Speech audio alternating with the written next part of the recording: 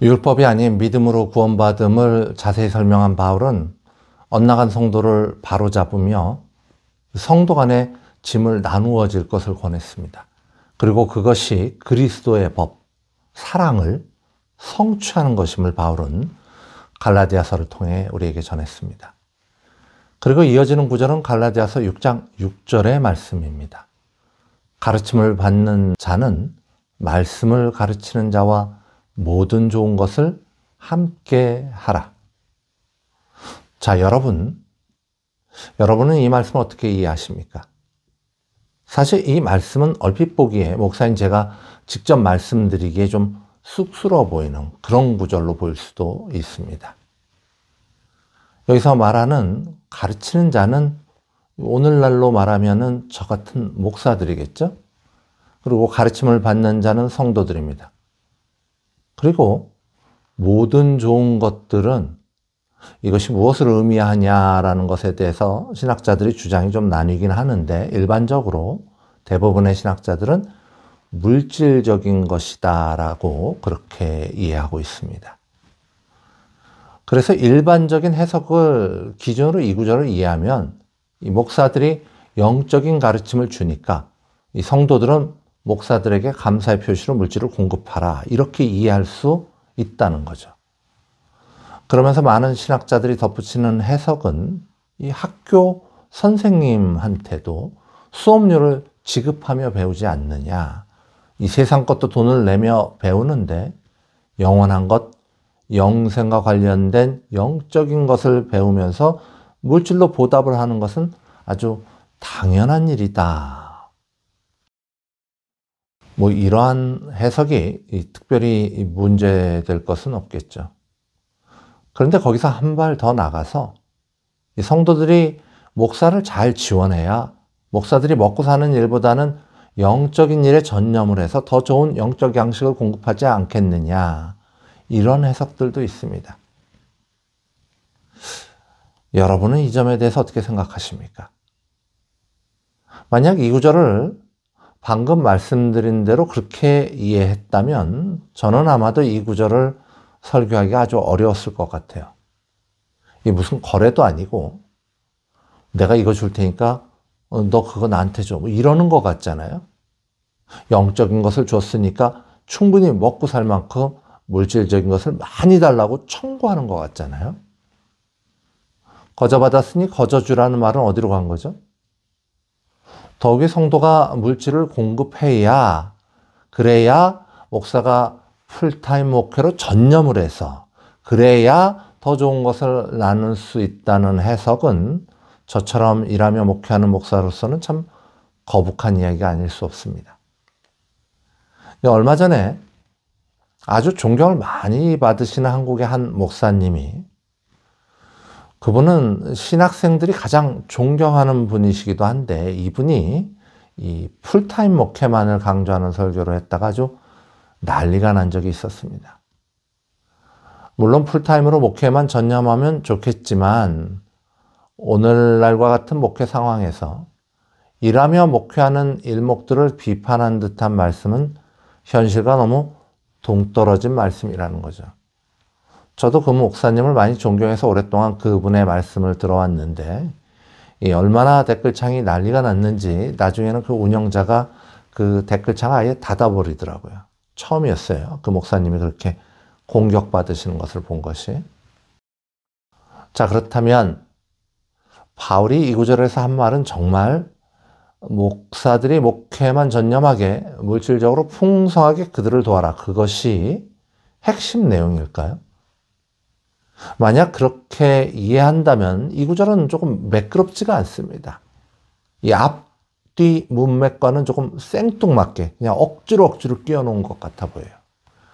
그러기에 우리는 왜 이 구절이 여기에 있을까에 대한 생각을 조금 더 해보아야 합니다. 마태복음 10장 7절로 10절의 말씀입니다. 가면서 전파하여 말하되 천국이 가까이 왔다 하고 병든 자를 고치며 죽은 자를 살리며 나병 환자를 깨끗하게 하며 귀신을 쫓아내되 너희가 거저 받았으니 거저 주라. 너희 전대에 금이나 은이나 동을 가지지 말고 여행을 위하여 배낭이나 두버롯이나 신이나 지팡이를 가지지 말라. 이는 일꾼이 자기 먹을 것을 받는 것이 마땅함이라. 예수님이 12제자를 보내시며 하신 말씀이죠. 이 말씀은 많은 의미를 가지고 있지만 지금 우리가 살펴보는 주제와 연결해서 생각해 보면 말씀을 전하는 자들에 대한 보답은 당연하나 말씀 전하는 걸 도구로 재산을, 부를 축적할 생각을 하지 말라는 말씀이죠. 그저 그날에 먹을 것이면 충분하다는 말씀이에요. 고린도전서 9장 11절로 12절의 말씀입니다. 우리가 너희에게 신령한 것을 뿌렸은즉 너희의 육적인 것을 거두기로 과하다 하겠느냐. 다른 이들도 너희에게 이런 권리를 가졌거든 하물며 우리일까 보냐. 그러나 우리가 이 권리를 쓰지 아니하고 범사에 참는 것은 그리스도의 복음에 아무 장애가 없게 하려 함이로다. 바울의 말입니다. 그래서 이 두 말씀을 종합해 보면 목회자가 성도들에게 생존에 필요한 사례비를 받는 건 당연한 일입니다. 비판받을 일이 아니죠. 그러나 받아도 되지만 어떤 교회에서는 안 받겠다는 거예요. 왜 그렇죠? 복음에 방해가 될까 봐. 말하자면 돈 벌려고 목회한다는 소리 들을까 봐. 그런 말을 듣는 게 복음 전파에 방해가 될까 봐 차라리 안 받겠다는 게 바울의 주장 아닙니까? 물론 바울은 사례비를 받은 교회도 있었어요. 그러나 상황에 따라서 복음을 위해 사례비를 거부하기도 하였던 겁니다.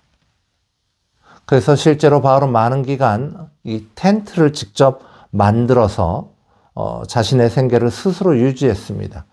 오늘날에도 미국에서는 일하면서 목회하는 목사님들을 텐트 메이커 미션을 한다고 부르지 않습니까? 그러니 갈라디아서 6장 6절의 말씀을 목사들에게 물질을 많이 갖다가 바쳐서 일 안 하고 목회만 전념할 수 있게 하라고, 풀타임 목회를 하게 지원하라고 그렇게 한쪽 방향으로만 강조해서 해석한다면 그건 너무 무리한 해석일 것입니다. 그러기에 갈라디아서 6장 6절의 말씀은 풀타임 목회를 강조하는 말로, 목사들의 사례비를 강조하는 말로만 이해해서는 안 된다는 설명을 드리는 겁니다. 이 풀타임 목회가 맞냐? 사례비 주는 게 맞냐? 그것이 이 구절의 주제가 아니라는 거예요. 이 본인 스스로도 교회 상황에 맞게 조절한 바울이 여기 한쪽 방향만 옳다고 말했을 리가 없지 않습니까? 초대교회에서는 말씀을 전하는 자들이 있었고 바울과 같이 말씀을 전하고 여러 지역을 돌아다니는 사역자들이 있었습니다. 그리고 대부분의 교회는 이들을 물질적으로 후원하고 있었어요. 이러한 일은 그들에게 아주 자연스러운 일이었던 겁니다. 신령한 것을 받고 육적인 것으로 보답하는 모습. 영적인 것을 나누고 실제 물질적인 것으로 보답하는 모습. 그게 아주 당연한 일이었다는 거죠. 이러한 모습에서 우리는 영적인 믿음과 육체로 행하는 선한 행동의 연결고리를 확인할 수 있어야 합니다. 영혼의 말씀을 전한 목회자들에게 물질적으로 보답을 하는 것과 같이 영적으로 거듭난 성도는 이 세상에서 실질적인 행동으로 선을 행하는 것이 당연하다는 말씀을 전하고 있다는 거예요. 그게 주제입니다. 너희가 영적으로 거듭났느냐? 너희가 성령을 받았느냐? 너희가 믿음의 사람이 되었느냐? 그렇다면 이 세상에서 선을 행하여라. 이 말씀의 고리가 되는 구절이 갈라디아서 6장 6절의 말씀이라는 거예요. 그게 당연하다는 겁니다.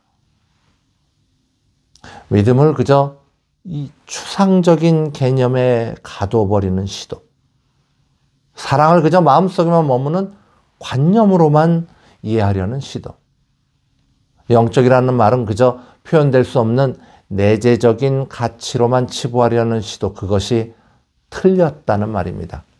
바울은 이제 그 이야기를 하고 있는 겁니다. 오늘날 참 많은 교회들이 행동하는 선함이 없어서 욕을 먹고 있죠. 너무나 많은 사람들이 믿음으로 구원을 얻는다는 말을 참 이상하게 왜곡해서 사용하고 있습니다. 믿음으로 구원을 얻는 것과 성도가 선을 행하는 것이 어떻게 충돌되는 개념이 될 수 있겠습니까? 한 여인을 사랑하는 것과 그 사랑하는 여인에게 아름다운 꽃을 선물하는 것이 어떻게 충돌되는 개념이 될 수 있겠습니까? 믿음으로 구원을 얻는다는 말을, 그러니까 이제 아무것도 노력할 필요도 없고 선하게 살 필요도 없다고 그렇게 해석한다면 그건 너무 악한 해석이 되지 않겠습니까? 그러기에 바울이 이렇게 말합니다. 영적인 것을 나누는 선생에게 물질을 나누는 것이 너무나도 당연한 것과 같이 너희가 영적 믿음을 온전히 가졌다면 선을 행하는 것은 너무나도 당연한 것이다. 갈라디아 교인들은 이 말씀을 충분히 이해할 수 있었을 것입니다. 갈라디아서 6장 7절에서 9절의 말씀을 함께 읽어보시겠습니다. 스스로 속이지 말라. 하나님은 업신여김을 받지 아니하시나니 사람이 무엇으로 심든지 그대로 거두리라. 자기의 육체를 위하여 심는 자는 육체로부터 썩어질 것을 거두고 성령을 위하여 심는 자는 성령으로부터 영생을 거두리라. 우리가 선을 행하되 낙심하지 말지니 포기하지 아니하면 때가 이름에 거두리라. 성령으로 심으라고 하면서 선을 행하라고 말하고 있지 않습니까? 선을 행하는 것이 몸으로 하는 거니까 육체의 일입니까? 그렇지 않습니다. 그렇다면 많은 사람들은 도대체 왜 이렇게 명백한 진리를 왜곡해 오는 걸까요? 믿음과 성령의 열매를 분리하려는 시도는 어디서 오는 걸까요? 갈라디아서 6장 7절을 다시 한번 함께 읽어보시겠습니다. 스스로 속이지 말라. 하나님은 업신여김을 받지 아니하시나니 사람이 무엇으로 심든지 그대로 거두리라. 우리말로는 3절에 나오는 스스로 속이다는 말과 7절에 나오는 스스로 속이다는 말이 같아 보입니다.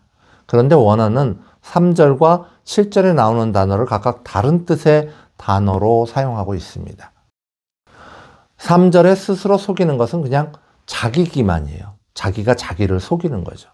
그런데 7절에 스스로 속임은 미혹된 것을 뜻합니다. 성령의 은혜를 받은 자가 성령의 열매를 맺고 선을 행하고 하나님의 영광을 위하여 기쁨으로 노력하고 성도다운 경건한 삶을 아름답게 살아내는 것, 그건 아주 당연한 일인데 말도 안 되는 논리에 어이없이 미혹되어서 이제 믿음이면 그만이니까 행하면 무조건 율법이니까 아무렇게나 막 살자라는 어리석은 결론에 이른다는 거죠. 또는 반대로 믿음만으로는 부족하니까 율법을 지켜서 구원에 이르자라고 주장하는 것입니다.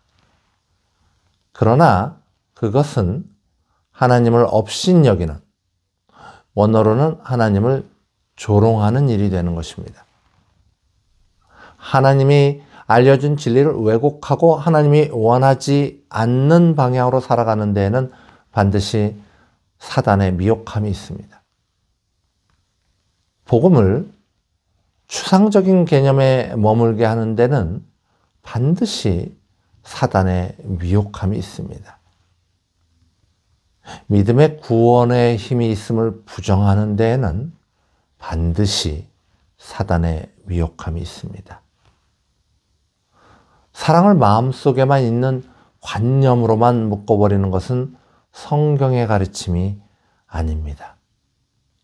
요한 2서 1장 4절로부터 8절의 말씀을 함께 읽어보시겠습니다. 너희 자녀들 중에 우리가 아버지께 받은 계명대로 진리를 행하는 자를 내가 보니 심히 기쁘도다. 부녀여 내가 이제 내게 구하노니 서로 사랑하자. 이는 새 계명같이 내게 쓴 것이 아니요 처음부터 우리가 가진 것이라.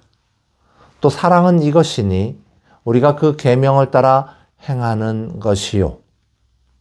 계명은 이것이니 너희가 처음부터 들은 바와 같이 그 가운데 행하라 하심이라. 미혹하는 자가 세상에 많이 나왔나니 이는 예수 그리스도께서 육체로 오심을 부인하는 자라.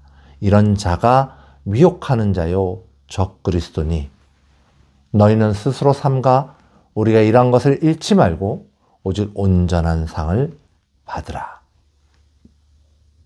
또한 요한 1서에는 이렇게 기록되어 있습니다. 요한 1서 2장 3절에서 6절의 말씀을 조금 이해하기 쉬운 현대화 성경으로 읽어보겠습니다. 우리가 하나님 안에 있다는 것을 어떻게 확신할 수 있겠습니까?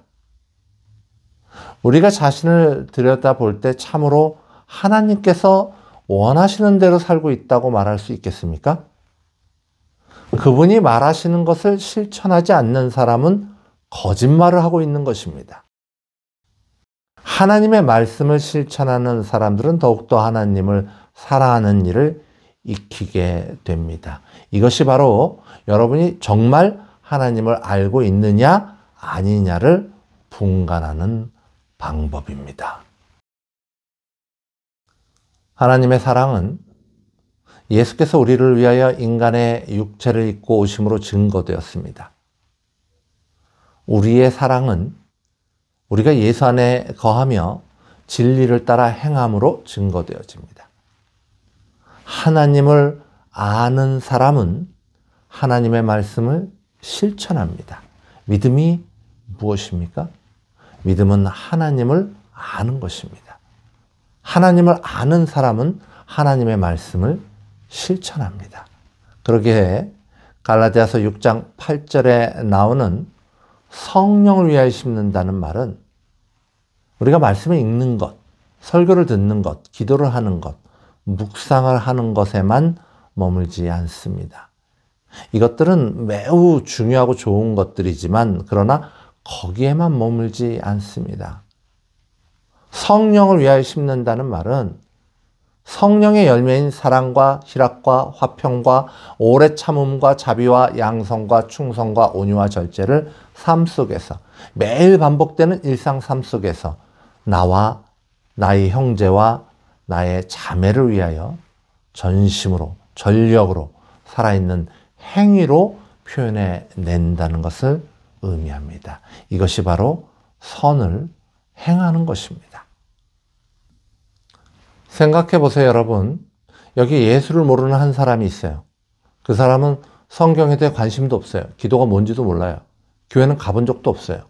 왠지 누가 교회 다닌다고 하면 마음에 안 들어. 그런데 이 사람이 한 성도를 만났어요. 처음엔 교회 다닌다고 해서 못마땅하게 봤는데 가만히 보니까 이 성도가 참 달라요. 참 괜찮아요. 얼마나 말 한마디를 해도 따뜻하게 말하는지 몰라요. 얼마나 이해심이 많은지 몰라요. 얼마나 사랑이 넘치는지 몰라요. 자기 일은 똑부러지게 하면서도 남을 위해 얼마나 애를 쓰는지 몰라요. 자, 이런 성도를 볼 때 무슨 생각이 들까요? 왜 다를까? 이 사람은 왜 다를까? 이 사람은 왜 남들 같지 않을까? 크리스찬이라는 것이 이런 것일까? 자, 이런 일들이 우리 모두의 삶 속에 있어야 하지 않겠습니까?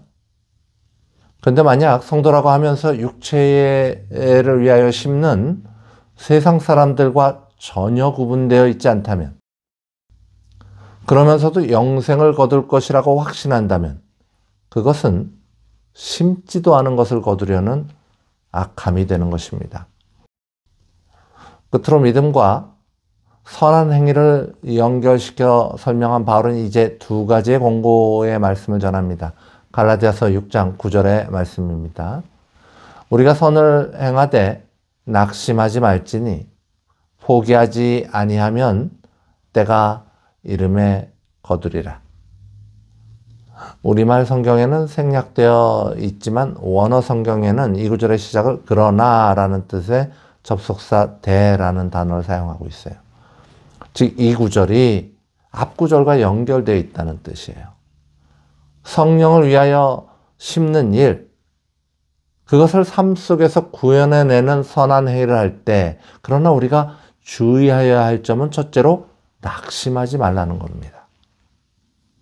씨를 뿌리는 자가 열매를 기대하는 것은 당연한 일이겠죠. 성령의 열매를 삶 속에서 구현해내며 선을 행하는 성도들은 자신이 선을 행하는 대상들이 온전한 변화가 있기를 기대하기 마련입니다. 이 사람들이 하나님을 좀 더 알면 얼마나 좋을까? 이 사람들이 하나님을 좀 더 사랑하면 얼마나 좋을까? 이 사람들이 하나님이 알려주신 모습대로 살아가면 얼마나 좋을까? 하지만 우리는 너무 조급하게 결과가 나오기를 기대합니다. 어쩔 때는 변화가 너무 느려서 보이지도 않아요. 어떨 때는 변화가 너무 작아서 달라 보이지도 않습니다. 그래서 결과가 기대한 때, 기대한 만큼 안 나오니까 실망하고 낙심하죠. 이 나의 수고가 무슨 의미가 있을까 하는 생각이 들죠. 이렇게 애를 썼는데 왜 변화가 없지? 좌절스러운 겁니다. 그렇다면 바울은 이러한 상황 속에서 어떠한 자세로 살아갔을까요? 나는 심었고 아볼로는 물을 주었을 때 오직 하나님께서 자라나게 하셨으니 그런즉 심는 이나 물 주는 이는 아무것도 아니로되 오직 자라게 하시는 이는 하나님뿐이니라. 심는 이와 물 주는 이가 한 가지나 각각 자기의 일한 대로 자기의 상을 받으리라. 이 구절에 대한 설명이 필요할까요? 우리가 선을 행하여도 그 결과물은 하나님의 손에 달려 있습니다. 하나님께서는 하나님의 때에 맞게 자라나야 할 것을 자라게 하십니다. 우리가 선을 행하되 그 결과를 좀 더 주께 맡길 수 있다면, 그 때를 좀 더 주님께 맡길 수 있다면 낙심하여서 선을 행하면서 떠나는 위험에서 벗어날 수 있을 것입니다. 자, 이제 오늘 설교의 마지막 구절을 함께 읽어보시겠습니다. 그러므로 우리는 기회 있는 대로 모든 이에게 착한 일을 하되 더욱 믿음의 가정들에게 할지니라. 자, 이 말씀은 착한 일을 할 때 우선순위를 강조하는 말씀입니다. 더욱 믿음의 가정들에게 할지니라. 이 말씀은 이 성도들끼리만 착한 일을 나누라는 말뜻이 아닙니다. 분명히 이 말에 앞서서 모든 이들에게 착한 일을 하라고 가르치고 있지 않습니까? 그런데 특별히 이 성도를 잘 챙기라는 말은 왜 하는 걸까요?